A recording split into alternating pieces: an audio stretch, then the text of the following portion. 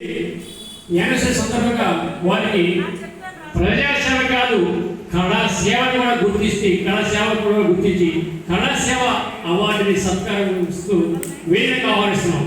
తాలూకా office Vijayawada తాలూకా ఆఫీసులో అనేక బెంచీలు ఆ నిర్మాణాలను చేపట్టినటువంటి గొప్ప వ్యక్తి, చాలా దానధర్మాలు చేసినటువంటి వ్యక్తి, రాజకీయ పరంగా ఎంతో మందికి సహకారం అందించిన వ్యక్తికి మరి ఈరోజు మనం చిరు సత్కారం ఏదో గొప్ప సన్మానం కాదు, నిజంగా ఈయన చేసినటువంటి సేవ గురించి చెప్పాలంటే ఒక పుస్తకం రాయాలి. పిండ్రాల పుల్లయ్య గారిని ప్రత్యేకంగా మనం అభినందించుకోవాలి. తాలూకా ఆఫీసులో కూర్చున్నాం మేము ట్రెజరీలో, అక్కడ ఈ పేరు చదవని వాడు కొన్ని వందల మంది ఆ పేరు రోజు చూసేస్తుంటారు. అక్కడ పేరు రాశారు, అక్కడ కట్టడాలు నిర్మాణాలు, ఆ బెంచీలు ఎంతో సదుపాయం చేసిన వ్యక్తి. ఈ వ్యక్తికి ప్రత్యేకంగా అందరూ ప్రత్యేకంగా ధన్యవాదాలు తెలియజేస్తూ అభినందించాలి. పుల్లయ్య గారు కొన్ని మాటలు చెప్పకుండా వెళ్ళడానికి మీరు రాజకీయాల్లో నాకు తెలుసు, మీరు రాజకీయాల్లో గంటపతి మాట్లాడతాను, చెప్పండి.